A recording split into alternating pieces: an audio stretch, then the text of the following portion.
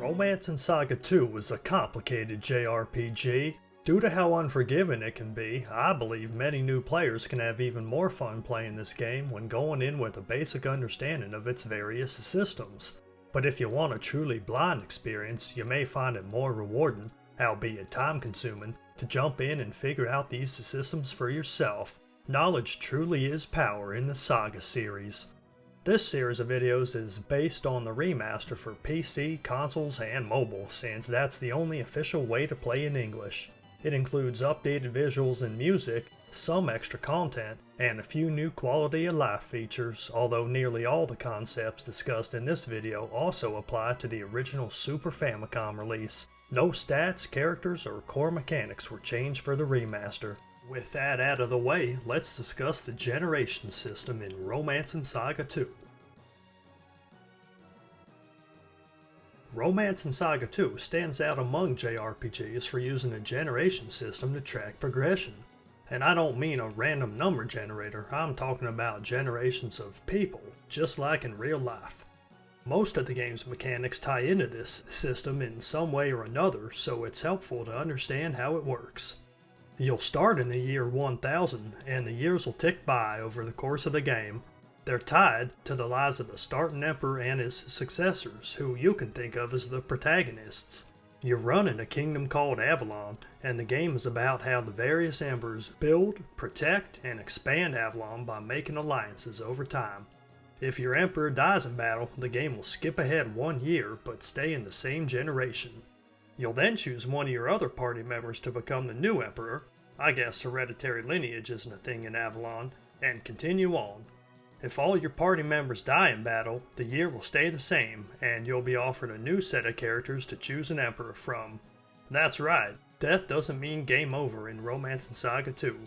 This can actually be a great way to get access to a class you haven't unlocked yet. The way generations change, though, is a bit more complicated.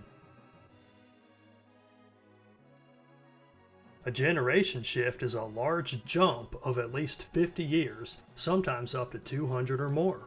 When this happens, your entire party will no longer exist, including your emperor. I'll talk more about choosing a new party in the next section. Generation shifts are triggered by a somewhat convoluted formula based on how many scenarios or story events you've completed, as well as the number of battles you fought. Story progress is weighted much more heavily though. You can't just fight battles and expect a shift, you have to play through story events. Shifts can only happen at the end of a scenario when the screen fades to black. Usually that'll be after about 4 or 5 scenarios, and since scenarios almost always end in a boss battle, you can predict a shift based on how many bosses you fought. Some specific events trigger a generation shift no matter what, such as sneaking into the Canal Fortress, one of the optional early game scenarios.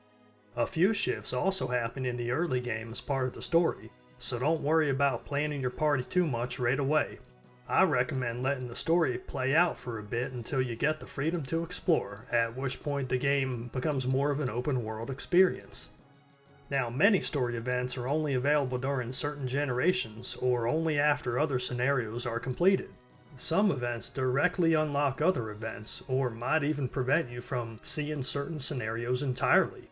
It's possible to do every scenario in one playthrough, except for one specific event, but you'll probably need to use a guide to make sure you don't miss anything. There's a few good ones for this on the web if you're interested. It might be more fun though to play through blind and find new characters and scenarios on your own. You'll miss some of the content, but Romance in SaGa 2 is meant to be replayed to try different paths and eventually see everything.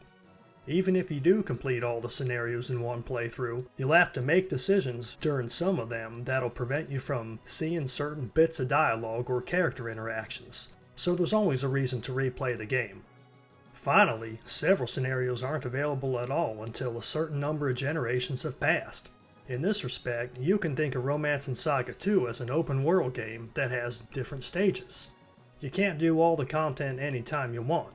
Instead, you'll get access to a set of starting scenarios, then open up more as you complete them. How you play is up to you.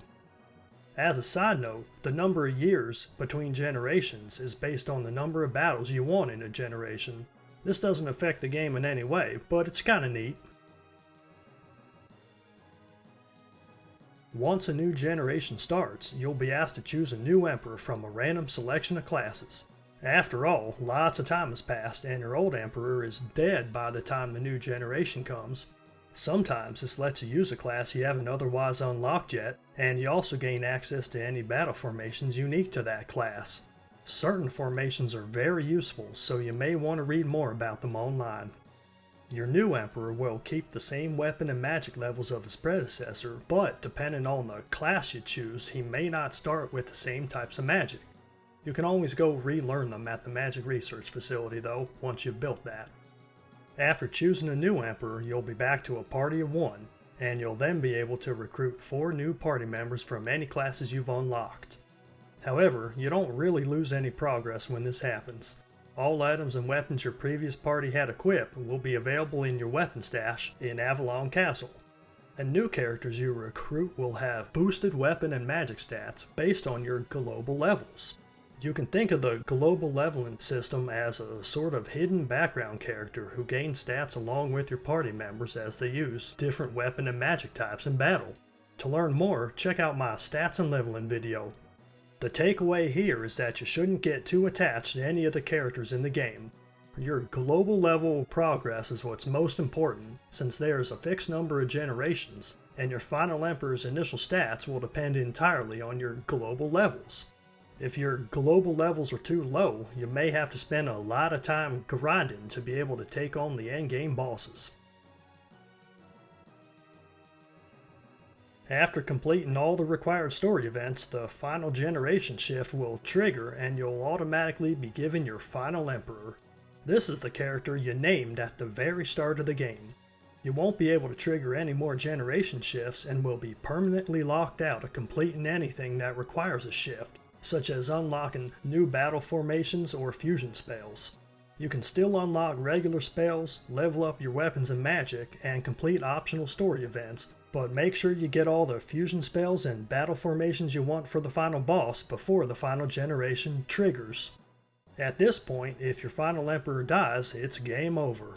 The good news is if you've been leveling your weapons and magic appropriately throughout the game, your final emperor and anyone else you recruit should be rather strong, since their weapon and magic levels will be based on your global levels that have been rising throughout the game.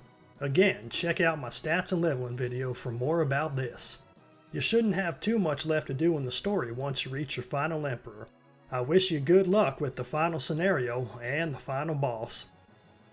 That about covers the basics and a little more of the generation system in Romance and Saga 2.